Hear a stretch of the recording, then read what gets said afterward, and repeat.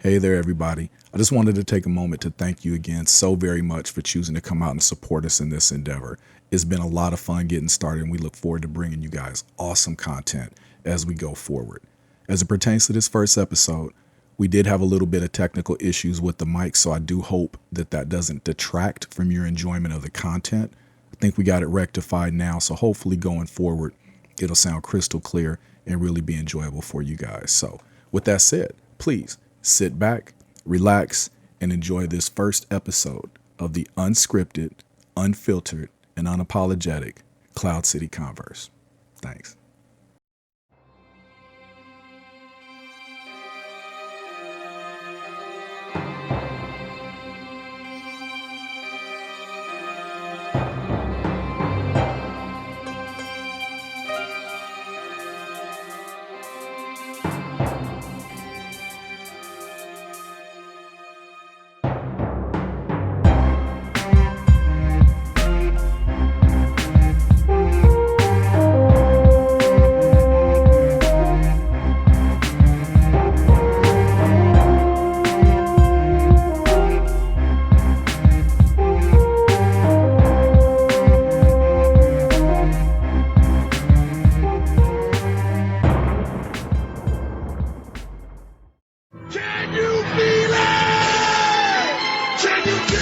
You gotta admit, that's pretty dope. That's pretty great.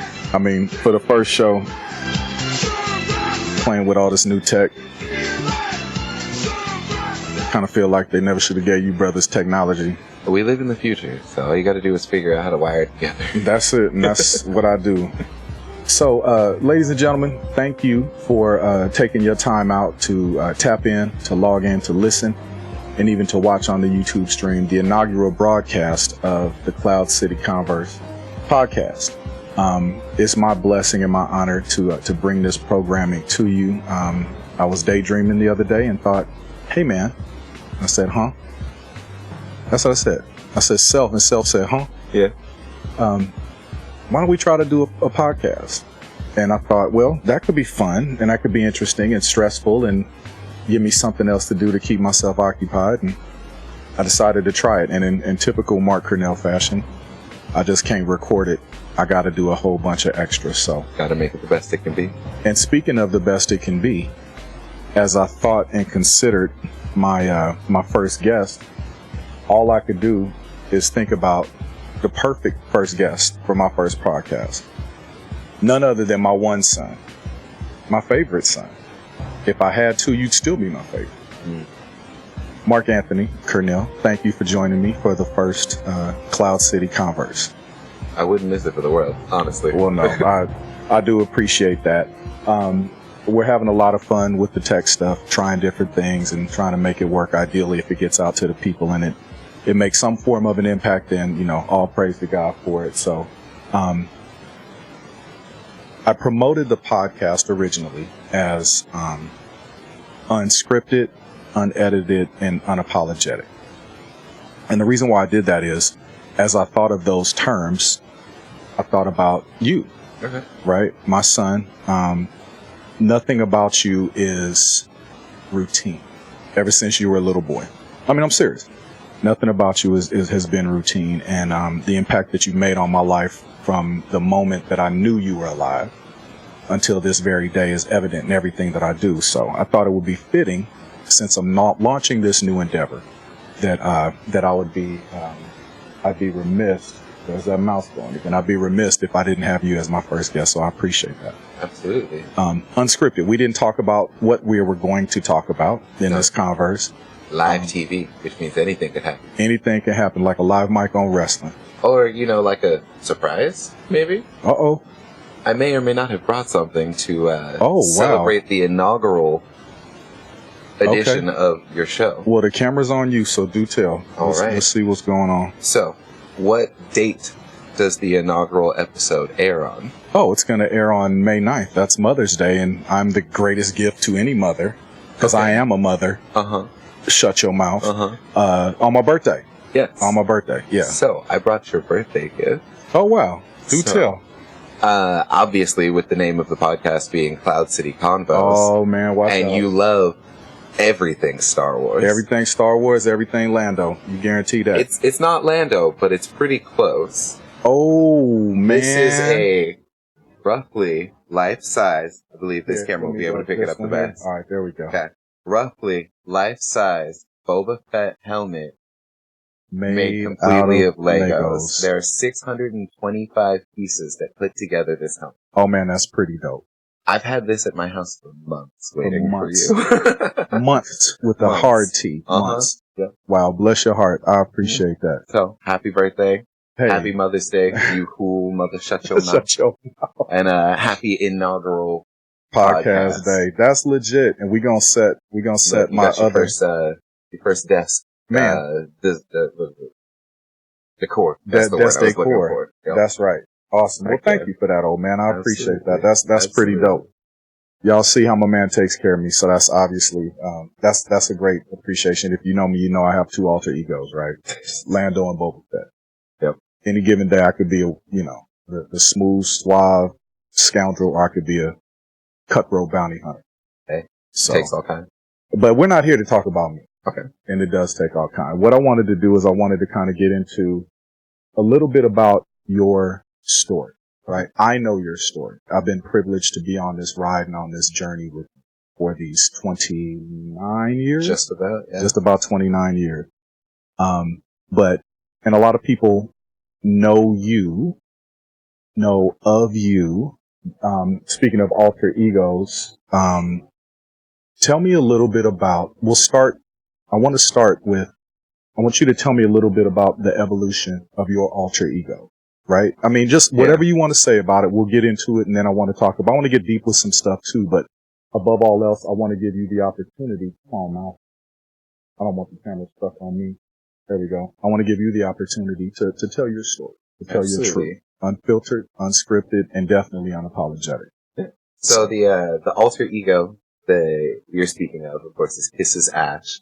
Or as some may know me, this is Major Ash. Major. That's relatively new. It's got to be major. If it's going to be something, it's got to be major. It's got to be major. Can't be nothing but Jason. So Kisses Ash is my drag persona. Okay. Which is just that, a persona. Something that I kind of zip on and unzip, kind of like a costume. Interesting. Okay.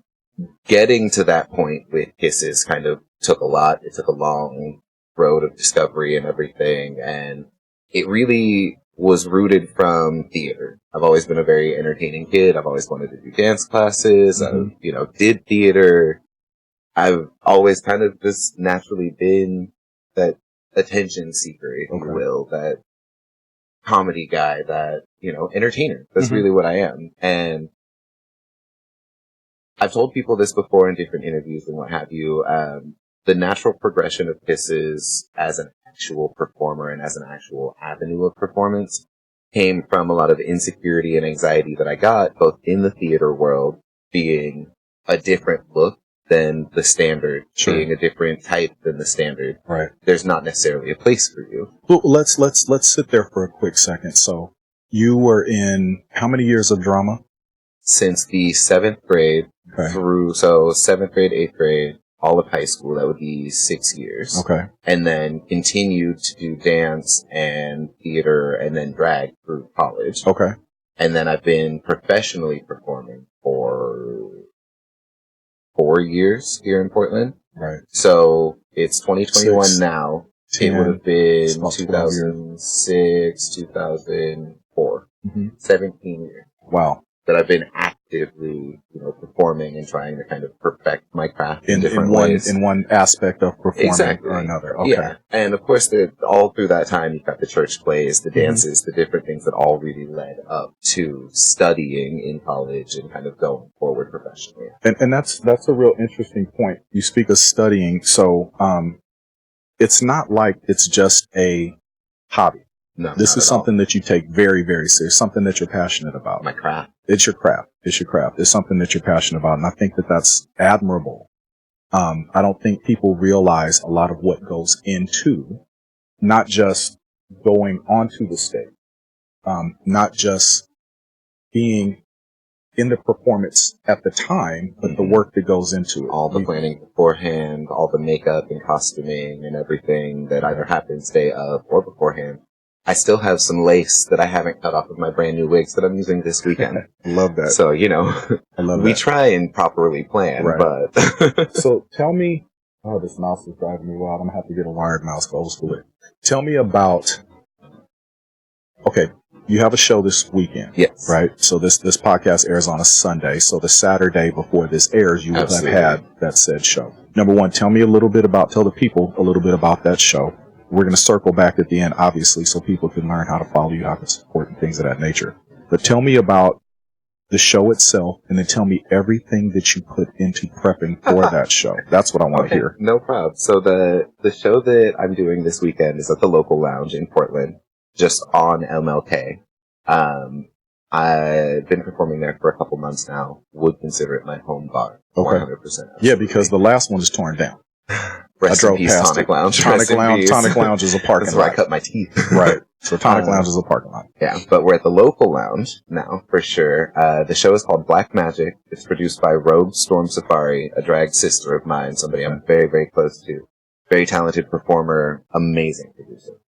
Black Magic specifically is a show that features queer people of color. You don't have to be black, but this is a showcase of people of color. Interesting. So with me being black, mixed race, obviously I fit right in there. I'm on cast and have been since the beginning.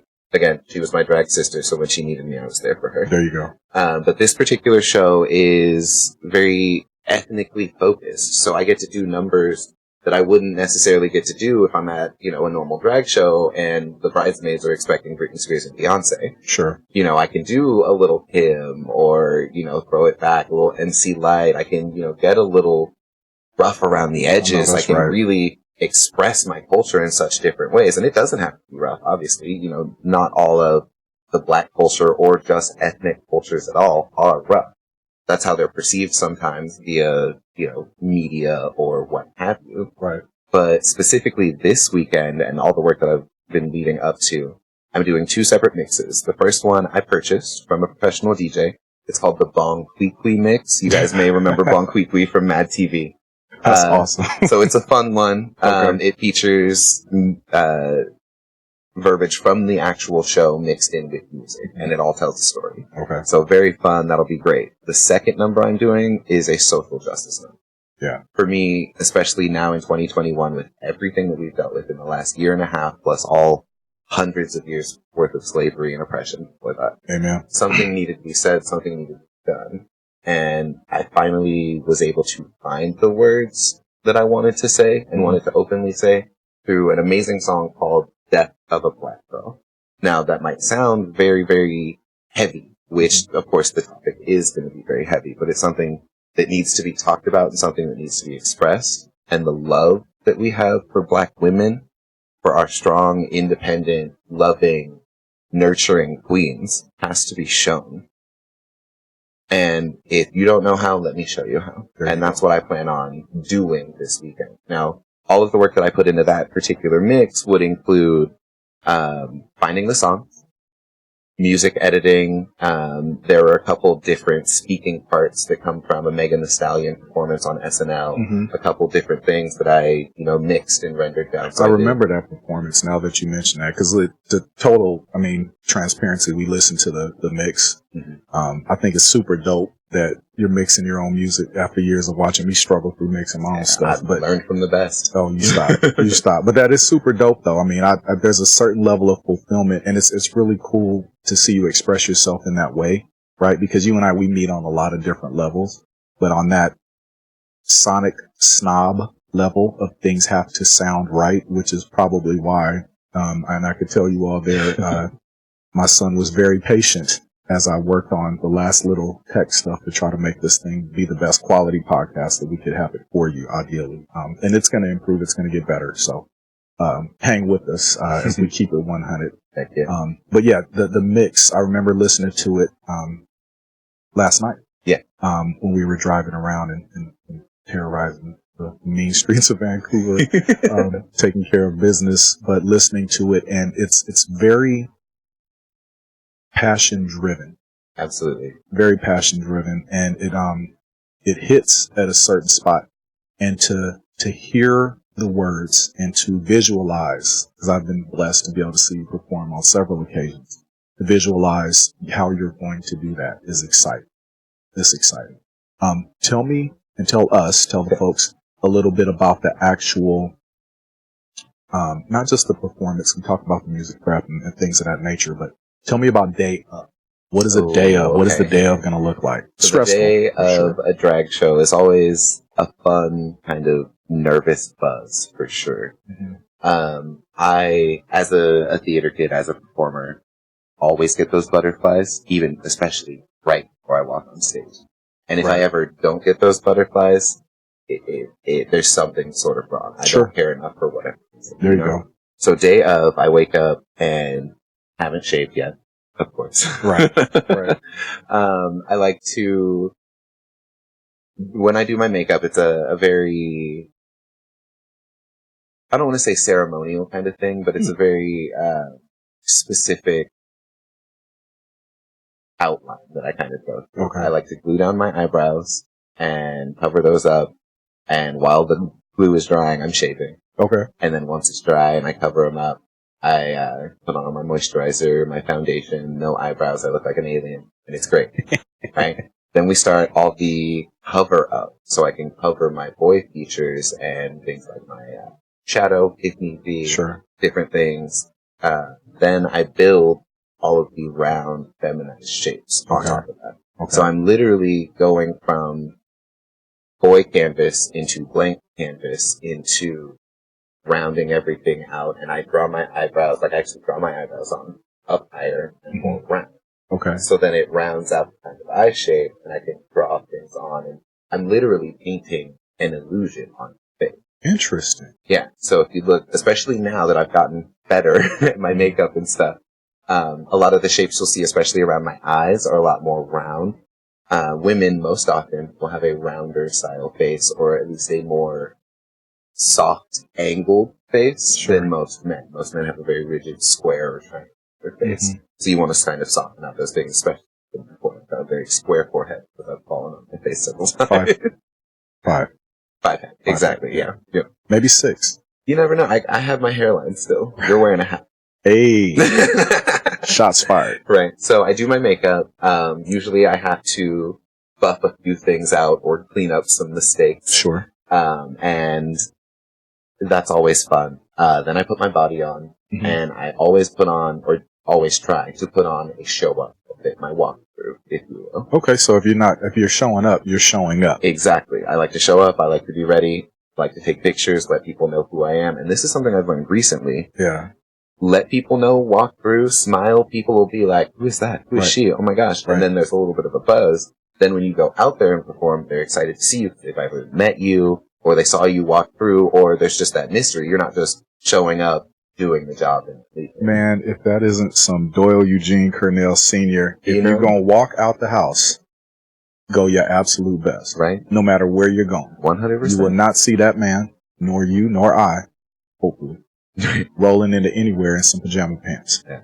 Not intentional. No. I mean, if you got the flu, but anyway, I digress.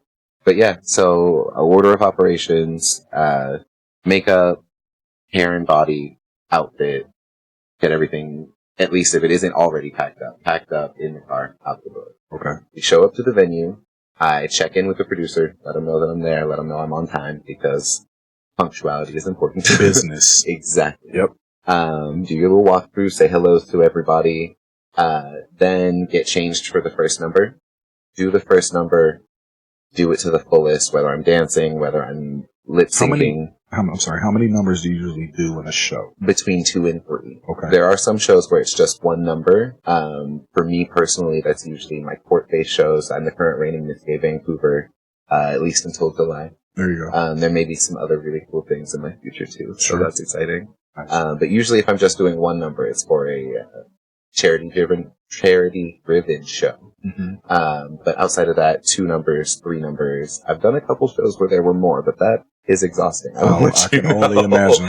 Yeah, because, you're embodying, at least for me, because I come at it from a theatrical, very acting point of view, I'm embodying these characters for the 2.5 performance stage. Okay. No matter what story I'm telling. This particular weekend, I'm doing a fun number first, and then I'm doing a serious number.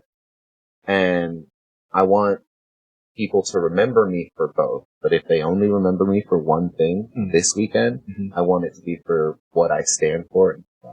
There we go. And my social justice mix, my Death of a Black Girl mix, to me, says exactly who I am, exactly what I stand for, and exactly what I'm using my craft to say. Yeah. Which, you know, I've had the awesome opportunity to be a professional drag queen now for 4 years. So I kind of know who I am in that aspect and know what I want to say rather than just saying something. Right. So I'm actually able to use the opportunities and the platform that I have to say something, to potentially impact somebody else. And that means the absolute world to me, because for so long it was, I want to be the best, I want to be the number one, I want to be the one that everybody knows. But now, it's not like that anymore. I want to make a difference. Okay. I want to do what I do best to raise money for charity. There we go. To teach somebody something new, to be openly and unapologetically my best self in front of as many people as I can, to open those doors so people ask those questions. I might not have the answer, but let's talk about it. There you go. Let's figure it out, you know? If more people are willing to put themselves out there in whatever it is, in whatever they do, more people who don't understand are going to be willing to come forward and try and understand, or at least look and see and open themselves up. Because there's so many different point of views in this world, which is something that you taught me, and it took a very long time. But there's so many different point of views on one particular thing. For so long, drag, as it is as an art form, was female impersonation. And to whomsoever might not have agreed because it was men dressing as women. Or women dressing as men, because it does go both ways. You can also be a femme queen, a bio queen, a woman that was born biologically and exists as a woman and wants to be a drag queen. There's a whole lot of spectrum for the drag world. So it's broad. Absolutely.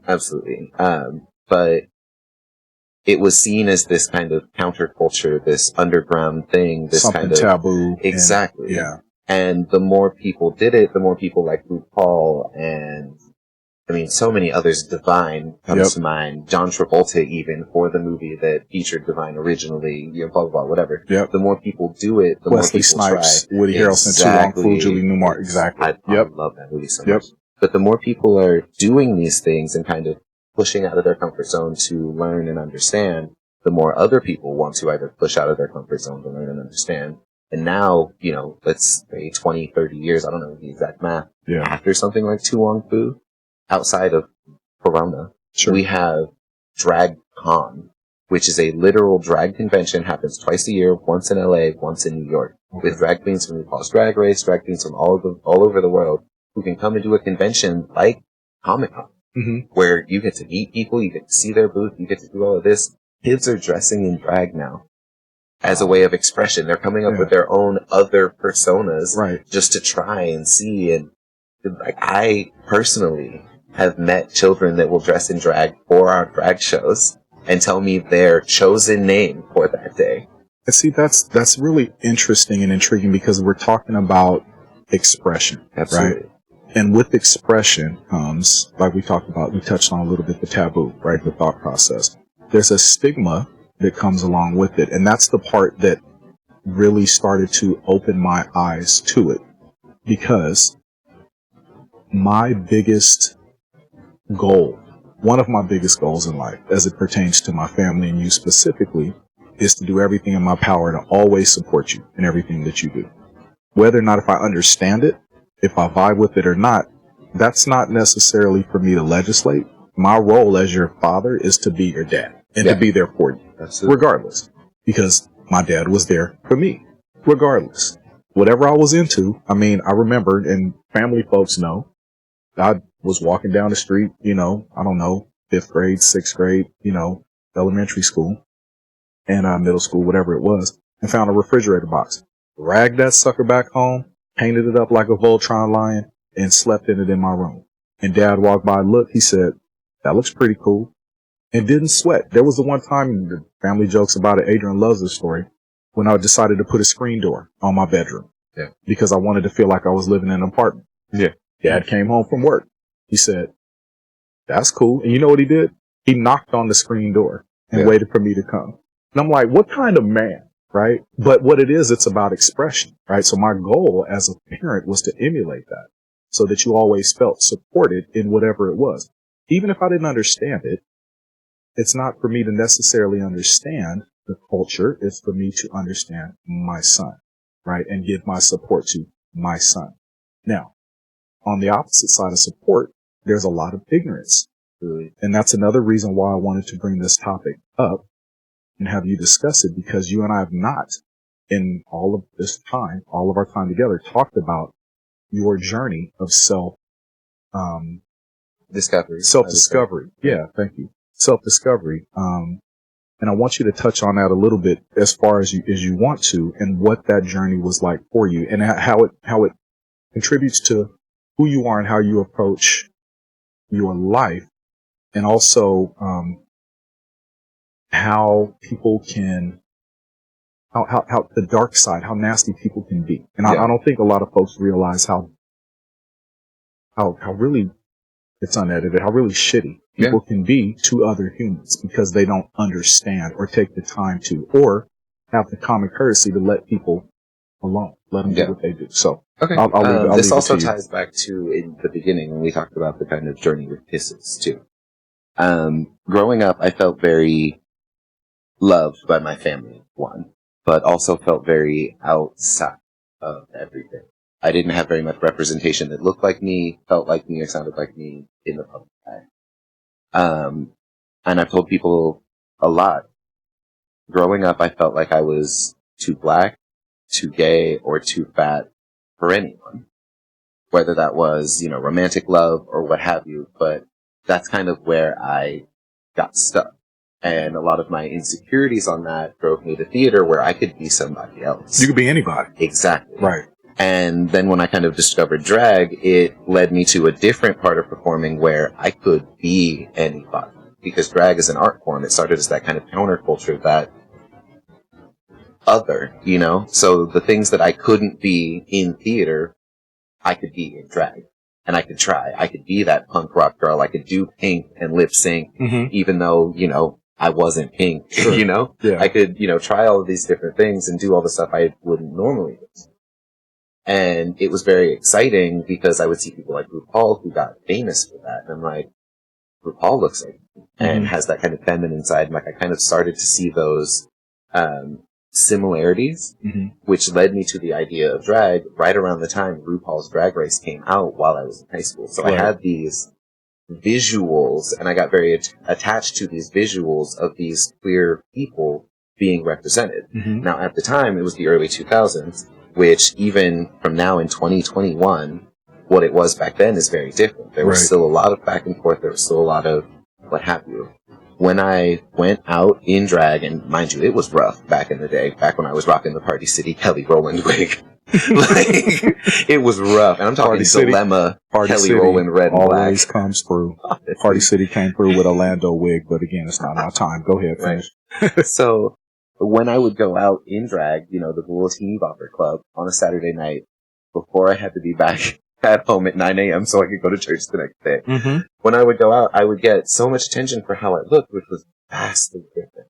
Interesting. People would be like, "You're so beautiful. Oh my God, I can't believe you're out like this. Oh my God, you look great." Which is stuff that from strangers I had never gotten before. So I immediately dove for it. And then I, being young, kind of did it the wrong way. I never, got hurt or never got into a bad situation or anything, but from your perspective, seemed like I was kind of sneaking around and doing things.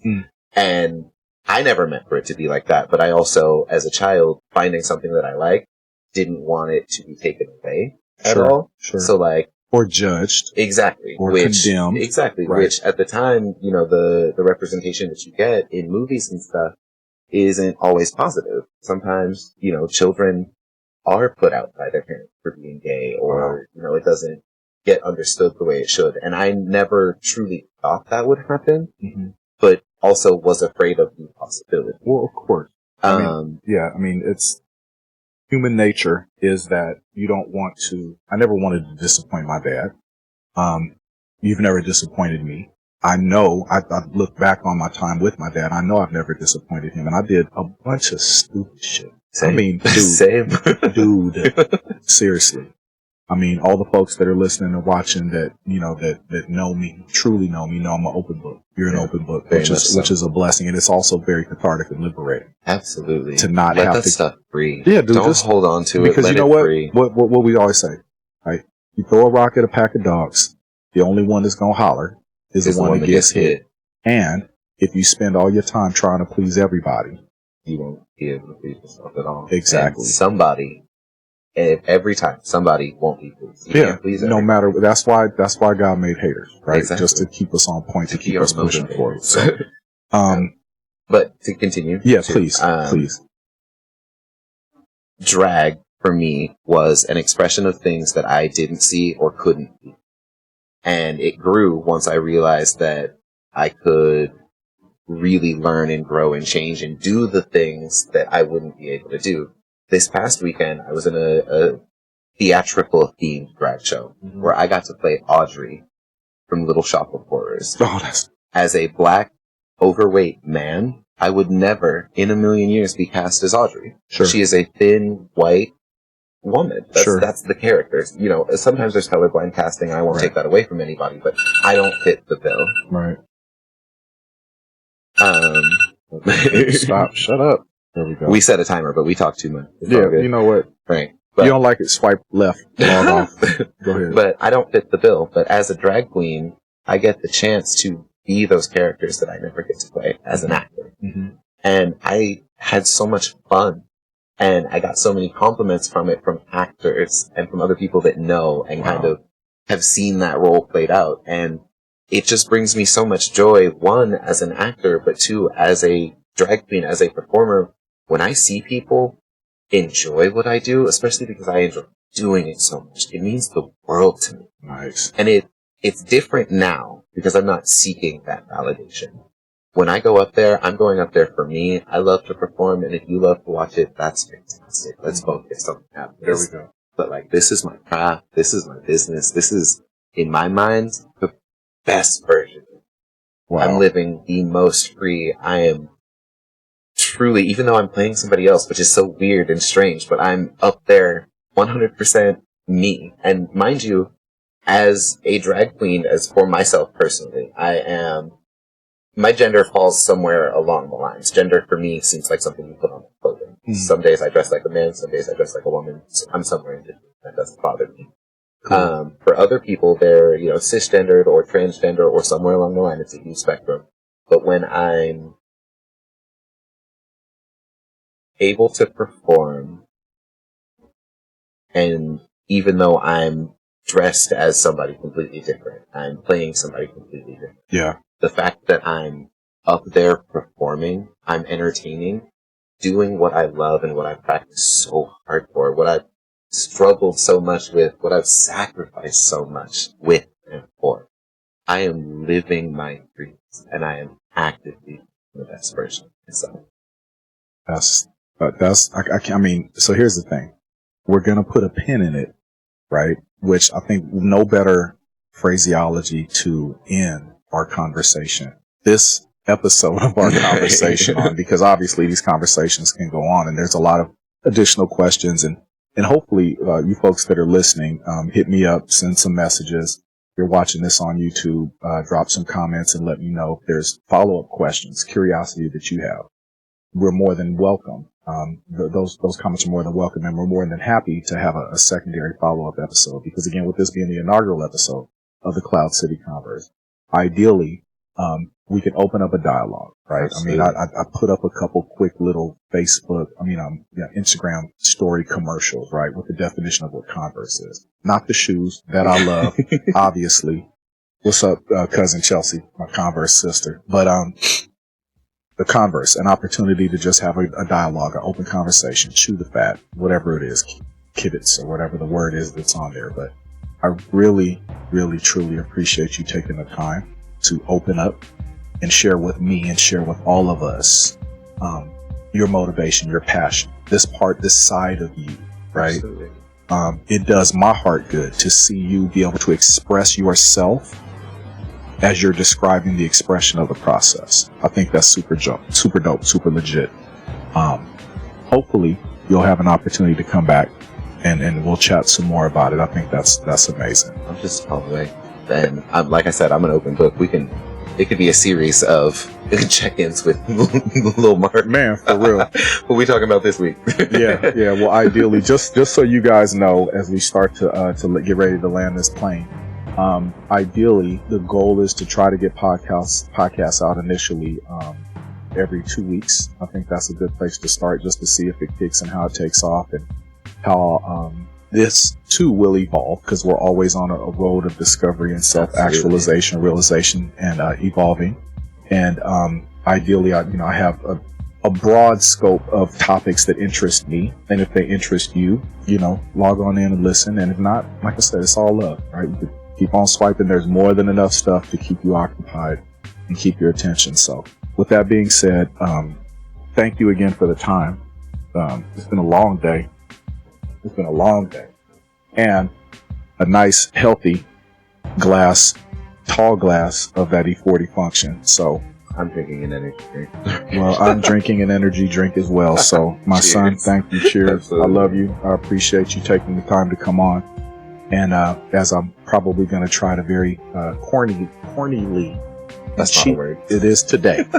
It is. We just made it happen. It's a day on today. I'm very astutely going to say, in the great words of Lando Calrissian, of course, you truly belong here with us amongst the stars.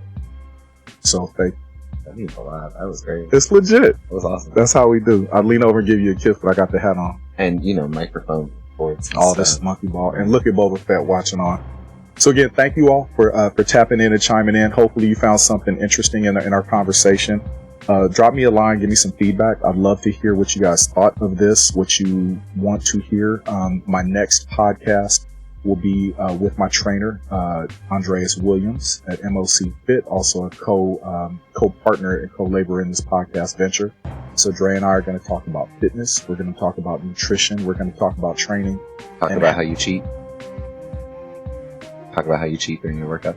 Pause for dramatic effect. We don't need to pause for dramatic effect. So very rude. Hey, look. Drake will need something to talk about. Wow. We're going to talk about nutrition, and unfortunately, this is going to be the last time that Mark Anthony, aka Kisses Ash, is going to be on the CloudCity Converse, but that is a lie. So anyway, thank you guys for tuning in, and we appreciate you. And as we evolve, I'll have like an outro, but we could do this. Wonderful. The people appreciate you. Absolutely. You gave the people what they wanted. And for the people, if you are looking for Kisses Ash, if you want to find out a little bit more about myself, you can follow me on all of my social media. Facebook, Mark Anthony, MARQ. That's right, with That's the Q. how we get down. Anthony. Instagram, Kisses Major Ash, all one word.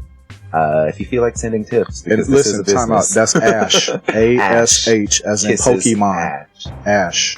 Let's not get it twisted. Exactly. It's a play on words. It's it's entertaining. legit. It's just like the CloudCity Converse. It's a play on words. Who would have thunk it? Not me. Me neither. So anyway, but yeah, hit them up, right? That's how they could reach 100%. out. Support matters a lot, right? I mean, there's enough to pull us down on the negativity end. Positive support, feedback helps, and I know my son would appreciate it. I'm sure you can send Cash App that 100. Right. Cash App, Venmo, Kisses Ash, all one word.